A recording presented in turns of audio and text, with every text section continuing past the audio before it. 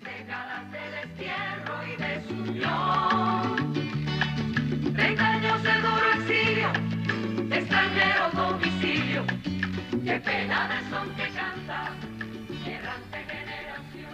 Saludos amigos de Cuba y su historia, parte de la programación en español de la WLRN, Canal 17, Televisión Pública. Mi nombre es Alberto Müller y Cuba y su historia en el día de hoy se adentra en una temática, yo diría triste, una temática oscura, una temática de mucho sufrimiento, y nos referimos a la migración cubana. Cuba era un país que no tenía migración antes de que llegara el comunismo en el año 59 o 60. Sin embargo, después la carrera ha sido masiva por abandonar el país, por temor a represiones, por falta de libertad, por la crisis económica. O sea, ha habido varias causas, pero definitivamente la migración fuera de Cuba ha sido masiva. Se calcula que en el mundo haya más de 2 millones de cubanos fuera y en Estados Unidos solamente más de 1 millón. Inclusive se cuenta o se contabiliza en Miami-Dade alrededor de 800,000 cubanos.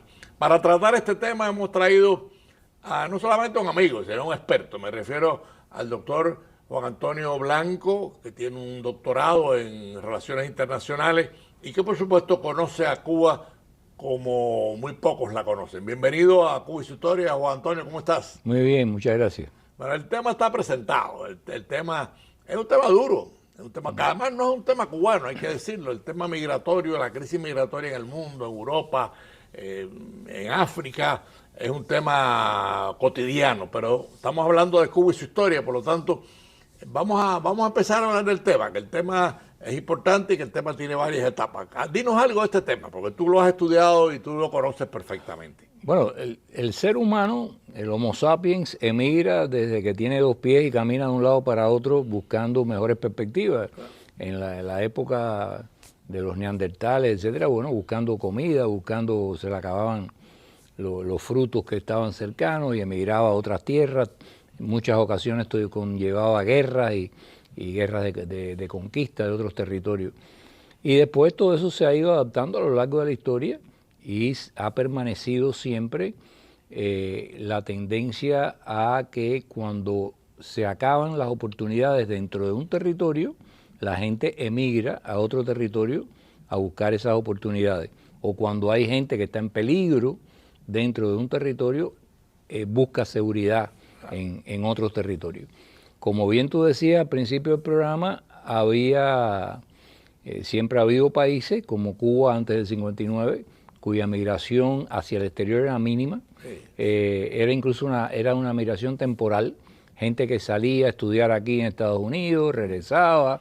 Más bien había norteamericanos que iban a vivir allá y a trabajar en Cuba, pero después las condiciones que estableció el régimen comunista en Cuba generó una continua ola de éxodos hacia los Estados Unidos, una emigración masiva permanente, pero que adquiría picos en determinados momentos. El pico de Camarioca, los vuelos de la Libertad, el Mariel, los balseros, y bueno, esta que estamos viviendo ahora, que ya en este año, el otro día cuando chequeé, iba por 225,000. Que creo que ayer eran 260,000. Que había subido ya a 260,000. Sí. Dicho sea de paso, las organizaciones como el Banco Mundial, la OSD, el Fondo Internacional para la Paz, que monitorean la fragilidad de los estados y la gobernabilidad de los estados, uno de los indicadores es si se produce un éxodo que conlleve al 2% o más de la población, y ya nosotros estamos en esta situación en este año. O sea, eso es una señal de debilidad del Estado, que no es capaz de retener, no por la fuerza, obviamente, no es hundiendo las embarcaciones de los migrantes que uno retiene las personas en su territorio, sino porque hay condiciones mínimas para poder llevar la vida cotidiana. Debo decir algo, amigos de Cuba y su historia. El doctor Juan Antonio Blanco es autor de un libro que, por cierto, es un libro que el que pueda leerlo y le interesa el tema, no deje de leerlo. Me refiero a Remesas del Conocimiento, que es un libro que yo he tenido la oportunidad de leer, muy aclaratorio, además muy, muy histórico, con el conocimiento que él tiene de la temática. Bueno, al final del programa vamos a volver al libro, porque lo que queremos es compartir con ustedes y el cuadro que ya él dio. O sea, hay un cuadro temático del tema, y es las etapas masivas que obviamente, bueno, comienza con Camarioca, los vuelos de la libertad, el éxodo de Mariel, y ahora finalmente hay una cosa que se nos olvidó, y es el acuerdo migratorio que hay con Estados Unidos de 20.000 cubanos anuales que no se ha cumplido fielmente. ¿Cuántos tú crees que hayan venido por ese acuerdo? ¿Alrededor de 100.000 o más? Bueno, ese acuerdo, como tú sabes, estaba como virtualmente paralizado después de los ataques sónicos a la embajada en Cuba. Se paralizó. Se paralizó virtualmente el trabajo de consular y se trasladó ese trabajo consular, lo cual era muy complicado y costoso además para los clientes, sí, a otros países, ¿no? A Trinidad y Tobago. Entonces, yo la cifra última no la tengo, pero sé que era mínima. Ahora dicen que este año cumplieron ya las 20.000 visas. Debe también aclararse que no hay ningún país en el mundo, salvo Cuba, que tenga un acuerdo por el cual Estados Unidos se sienta obligado a otorgar 20.000 visas de inmigrantes. Que esto no son visas de visitantes, son visas de inmigrantes. Ningún otro país del mundo ha obtenido eso. Y Cuba lo obtuvo porque precisamente siempre ha usado los éxodos como un chantaje migratorio hacia los Estados Unidos para decir, bueno, ustedes nos tienen que ayudar a que haya una válvula de escape, porque de lo contrario aquí puede haber una situación explosiva y en lugar de tener... Que nadie quiere, y entonces en lugar de ustedes tener un flujo organizado de personas hacia acá, van a tener una masividad invasora en las costas de la Florida. Y, por ejemplo, la fase final de la crisis migratoria cubana, que hemos visto con tristeza, cubanos por el Golfo de Darién, cubanos viniendo por México, o sea, que es casi un fenómeno muy masivo, obviamente muy dramático. Estamos hablando de casi 260.000 cubanos que han entrado por todos esos caminos en el último año. Eso es una cifra imponente, ¿eh? Lo que sucede es que en este éxodo hay una diferencia también importante en relación a los éxodos previos. Y es que en este éxodo, lo que estamos viendo es un gran negocio de tráfico humano del gobierno cubano con el gobierno de Nicaragua y con algunos de los carteles de México. Entonces, les conviene incluso que no haya gente que escape por mar, porque la gente que escapa por mar no paga el peaje de los $15.000 que le cuesta a un infeliz pagar el pasaje, llegar a Nicaragua, pagar a los coyotes, etcétera. Y todo eso es una agencia de turismo, Gaesa Inc., muy bien organizada, sí, con el Minin y demás. Ahora, Juan Antonio, tú que has estado con el tema durante muchos años, ¿no? El tema tiene que tener al final una conclusión. O sea, el hecho migratorio, primero, Cuba se ha envejecido con la migración, porque la mayoría de los que salen son jóvenes, y ese es un fenómeno negativo para el país. Sin embargo, hay también aspectos positivos en la migración, y me refiero a las remesas, ¿no? O sea, ¿cómo tú ves el final de esta crisis? Porque es casi una migración infinita, ¿no? Mira, las migraciones en las condiciones del mundo actual, no antes, pero en las condiciones del mundo actual, ya no son un juego suma cero, que es lo que se va lo perdí, sino que puede ser un juego win-win, donde claro, estoy perdiendo pero estoy ganando al mismo tiempo desde el punto de vista perspectivo. Todo depende de la inteligencia del gobierno del país que emite esa migración, de tener leyes inteligentes que en lugar de decretar que esa masa de personas está expulsada del país y ya no puede incorporarse a la vida del país, al contrario le ponen puentes para que mantengan las relaciones con el país y para que sean incluso privilegiados a la hora de invertir en el país o a la hora de buscar ciertas posiciones. Por ejemplo, cuando mi padre se fue de España, era un galleguito que tenía 12 años y salió en el año 1920 por ahí. En esa época ni había llamadas telefónicas de larga distancia como ni celulares, ni internet, ni Skype. O sea, nunca más él volvió a oír la voz de su madre. Las cartas tardaban una eternidad. Meses y meses. Tardaban una eternidad y con la perturbación de la guerra civil en España, muchísimo más, que no sabían ni siquiera si la familia había muerto o estaba viva. Hoy una persona migra en condiciones totalmente diferentes. O sea, tú emigras y estás en el bote, si vienes en bote, y te estás comunicando con la gente, oye, con tu familia. Llegaste, oye, ya llegamos. Te ponen en el teléfono la imagen y estás transmitiendo, mira aquí a mi tía, y no sé cuánto, y eso es todos los días. Sí. Entonces, que quieres mandar dinero, bueno, puedes mandar dinero hasta electrónicamente por una serie de canales que hay para envío de dinero digital. No estoy hablando de la criptomoneda, estoy hablando de los sistemas financieros de envío digital de moneda. O sea, las condiciones son totalmente distintas. Ahora, la masa de personas que sale, cuando llega al otro país, llega con un cierto capital. Por ejemplo, Juan Antonio Blanco. Yo llegué a Canadá en el año 1997.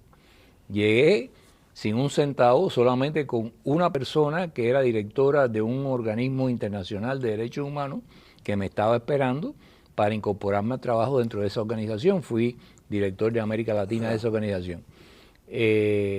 Pero todavía lo que yo tenía, o sea, yo perdía todas mis propiedades en Cuba porque te las confiscaban en esa época. En fin, todo lo que sabemos. Pero cuando la gente mira, hay tres tipos de capital. Bueno, en general hay tres tipos de capital. Capital financiero, nosotros emigrábamos sin capital financiero porque nos lo quitaban todo. No tenías un centavo. Pero tenías capital humano, léase los conocimientos que habías adquirido, y tenías capital social, tu red de relaciones. Claro. La red de relaciones de uno obviamente era mucho mayor en Cuba que en el exterior, pero aquellos que teníamos una red de relaciones de capital social afuera, podíamos valernos de esa red de relaciones para poder aterrizar en el exterior en unas condiciones no muy precarias. Una de las razones por las cuales Miami se convierte en un centro de atracción de cubanos es porque aquí hay una red social, un capital social de gente que los conocieron en Cuba y que aquí llegan y te ayudan, son tus parientes, son tus amigos. Que por cierto, qué interesante lo que estás diciendo, porque ese capital social se convierte en un factor para otras migraciones como la venezolana, la argentina. Es un magneto. Es un magneto, la nicaragüense. Es un magneto, pero cuando tú combinas, por ejemplo, te repito, yo llegué sin un centavo a Canadá, pero combinando mi capital social con mi capital humano, reconstituí mi capital financiero. Claro. Obtuve un buen empleo, etcétera, ¿no? O sea que eso es una dinámica, pero aparte de eso, desde el punto de vista de la nación, el año pasado se movieron en el mundo 798 mil millones de dólares en remesas, de las cuales 629 mil millones fueron a países de niveles pobres e intermedios, o sea, de niveles de bajo desarrollo y desarrollo intermedio. Eso es una fuente, en esos países, ese ingreso de capital fue mayor que todo el Producto Nacional Bruto a veces, que todo lo que se le había dado en inversiones directas extranjeras, que todo lo que tenían en inversiones nacionales y todo lo que recibían de ayuda internacional de organismos internacionales. Eso se aplica a Cuba. Eso se aplica a Cuba. En Cuba estaban recibiendo 3,000 y pico de millones en cash antes de que vinieran las sanciones y estaban recibiendo adicionalmente casi que 4,000 millones de dólares adicionales en paquetería. O sea, en cosas que tú necesitas y que como quiera que sea es una inversión, que si vas a poner un restaurante, esto y lo otro. El problema entonces vienen las políticas estúpidas o las políticas inteligentes de los países. República Dominicana, India, incluso China tienen políticas inteligentes, México. O sea, usted se fue de aquí, mira, usted puede trabajar de profesor por Zoom. Claro. En una de nuestras mejores universidades. Usted puede ser asesor de nuestras mejores empresas por Zoom sin tener que volver al país de origen. O sea, tu capital humano ya no lo perdiste. Que no se da en el caso cubano. Que no se da en el caso cubano, porque no quieren saber nada. Al pobre Carmelo Mesalago lo tienen a distancia como si fuera un apestado. No lo dejan ni viajar a veces. Exacto. Entonces, la primera cosa es la diferencia entre un gobierno estúpido y un gobierno inteligente. El gobierno estúpido pierde el capital humano, el gobierno inteligente trata de rescatarlo. La segunda cuestión es que hay un ingreso importante de capital. Ahora, un gobierno estúpido no te deja capitalizar ese dinero. Digamos, tú recibes dinero, lo puedes consumir en las tiendas de Gaesa, de MCL. Pero no me pongas una tienda, no me pongas un gran restaurante, no me armes una finca para producir puerco. Entonces, ¿qué pasa? Que es dinero también que no gana, no se capitaliza. Amigos de Cuba y su Historia, estamos en la mitad del programa. Para los que han sintonizado tarde, estamos hablando con el doctor Juan Antonio Blanco, que además ha escrito y estudiado en Relaciones Internacionales y tiene un libro publicado sobre el tema cubano. El tema migratorio cubano es casi infinito. Y en estos momentos del programa estamos hablando precisamente de los gobiernos que no aprovechan el capital humano de su migración, más bien la rechazan. Hay otra cosa que yo quería traer, Juan Antonio, al programa, y es Cuba, por su idiosincrasia política, por su narrativa política, rechaza a los migrantes porque se convierten en enemigos de su sistema, de su régimen. Entonces, no solamente los rechazan, los persiguen, no los quieren, sin embargo, sí quieren que se vayan. O sea, hay un estímulo a veces en Cuba a la migración, lo estamos viendo ahora con Nicaragua. Háblanos un poco de eso. Bueno, ahí hay varios factores. En esta coyuntura actual, para el gobierno cubano, la migración es una manera de salir de personajes incómodos a los cuales presionan para que cojan un avión y se vayan a Serbia, a cualquier lugar, o sea, disidentes, gente que haya protestado, esté protestando y demás.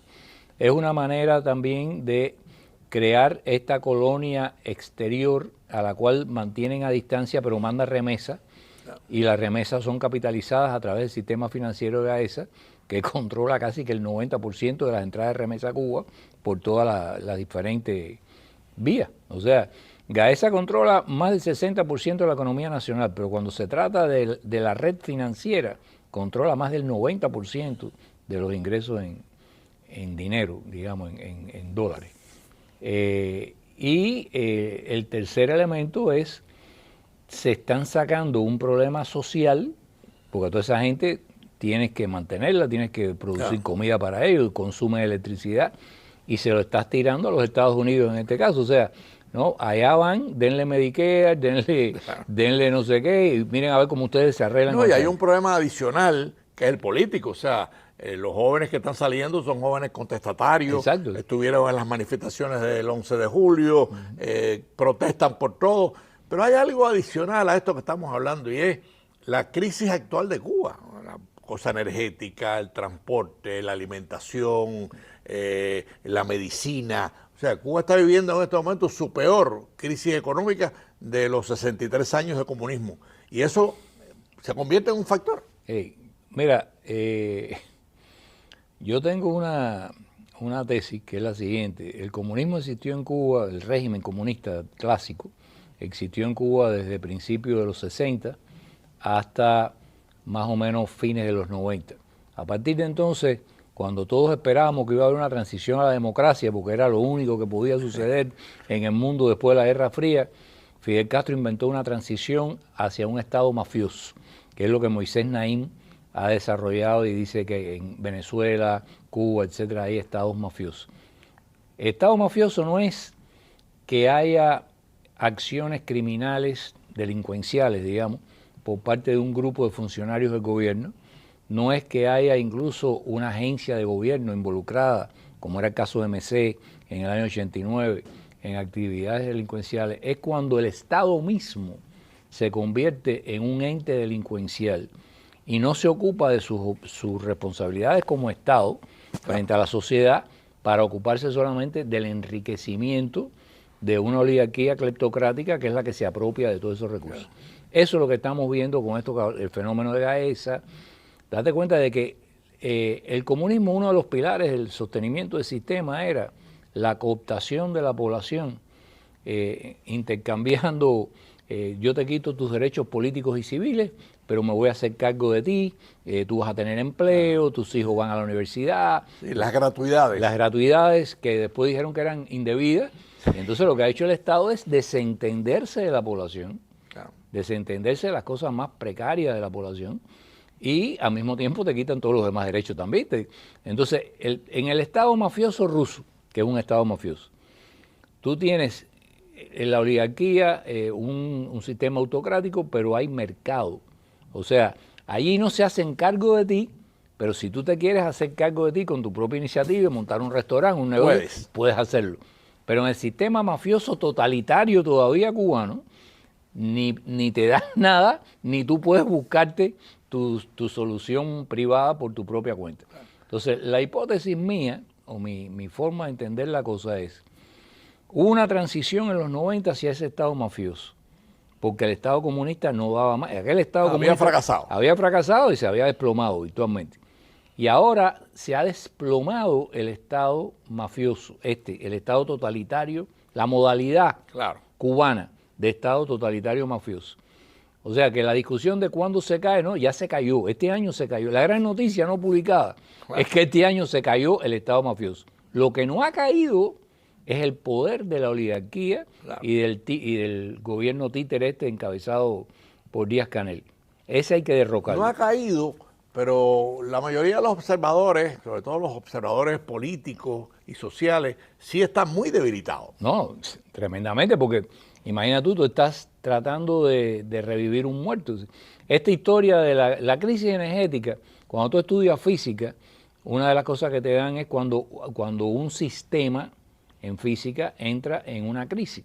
Y hay una cosa que le llaman el tipping point, el momento de inflexión en que ya la crisis es definitiva, no hay... Es irreversible. Es irreversible, no hay retroceso. El tipping point de la crisis acumulativa que venía sufriendo el Estado mafioso cubano fue la crisis energética. Para tú superar la crisis energética en Cuba necesitas 13.000 millones de dólares y una buena cantidad de años para poder reemplazar todo esto que hay. Toda esa basecita flotante de Turquía, como tener una plantica de FIMA en el patio de tu casa para resolver unos apagones, eso. Pero hay 6, creo, 7 en este momento, y eso no cubre nada más que el 18% de la capacidad. Además, cubre como emergencia. Eso no es igual que una planta bien establecida, que tú le das mantenimiento y te dura 30 años. El nivel el tiempo de vida de esas plantas no es el mismo, aunque le dejes mantenimiento. Entonces, tienen que cambiar. Ahora, se abre un proceso Lenin habría dicho, un proceso revolucionario en el que ni los de arriba pueden seguir gobernando como antes, ni los de abajo soportan más que los sigan gobernando a los de arriba. Y entonces, en ese momento, la única cosa es que también tendemos a pensar de que hay, yo como historiador estudio eso, que no es la historia no se desarrolla con un solo futuro posible por delante. Siempre, en cada momento histórico, hay varios futuros posibles. Claro. Y en este caso hay 2 futuros posibles mínimos. Uno es que las fuerzas democráticas logren organizarse y sacar del poder, que es lo único que falta, porque ya el sistema está caído, a la oligarquía esta mafiosa. O que la oligarquía, cuyo principal debilidad es su estupidez, su mediocridad, su incapacidad y su actitud timorata, que la propia de los propios elementos de la oligarquía y de los militares salga una reforma mafiosa, pero con mercado, que alivie la situación del país y que le encantaría además a muchos gobiernos extranjeros que dan cualquier cosa con tal de ver una señal de... una posibilidad, vamos a llamarle la alternativa a Gorbachev, un cambio interno de los mafiosos. Y ahora yo quería hacerte ya en esta etapa final del programa, posiblemente para enero podamos hacer otro, porque el tema es inagotable, ¿no? Además hay muchas aristas a este tema que no nos da tiempo a tratar en un programa. Pero bueno, la pregunta es la siguiente. Tú que has estudiado la temática, que eres historiador, ¿qué tú recomendarías, por ejemplo, a Estados Unidos? Que es un país importante en la crisis porque la dualidad y la relación de Estados Unidos con Cuba y de Cuba con Estados Unidos todavía está vigente. O sea, la ley que favorece a los cubanos, la ley de ajuste cubano, las 20.000 visas. ¿Qué podría hacer Estados Unidos para facilitar que ese Estado mafioso se debilite aún más? Mira, vamos a punto de partida del propio programa, ¿no? La cuestión migratoria. Todos sabemos que Estados Unidos desde hace bastante tiempo, de los 90 sobre todo, viene reaccionando a Cuba en función del chantaje migratorio de La Habana. Y había hasta la tesis que la DGI, la Dirección General de Inteligencia Cubana, elaboró y sembró con Ana Belén Montes en Washington era, después de la caída de la Unión Soviética, ya no hay ningún peligro que emane de Cuba, excepto los éxodos. Ergo, la lógica que vendía la inteligencia es lo que le conviene a Estados Unidos es estabilizar al gobierno cubano para que no haya estos éxodos y nos cuiden la frontera sur de los Estados Unidos. Esta administración ha definido de que quiere tratar de contener la migración centroamericana, por ejemplo, yendo a lo que ellos llaman the root problem, que es la pobreza, el no sé qué. Bueno, el root problem en Cuba se llama régimen de gobernanza. No estoy hablando de régimen como gobierno, no, ni siquiera gobierno, no, régimen de gobernanza. Tú puedes cambiar el gobierno completo mañana y si lo que heredas la misma porquería que hay del sistema de gobernanza actual, no va a ninguna parte. Si quedan los mafiosos, la política mafiosa, exacto, no hay solución. Entonces, ese régimen de gobernanza al que yo le he dado el certificado de función es lo que tienen que cambiar porque eso es lo que está generando esta crisis y estos éxodos, ¿no? Ahora, ¿cómo tú haces eso?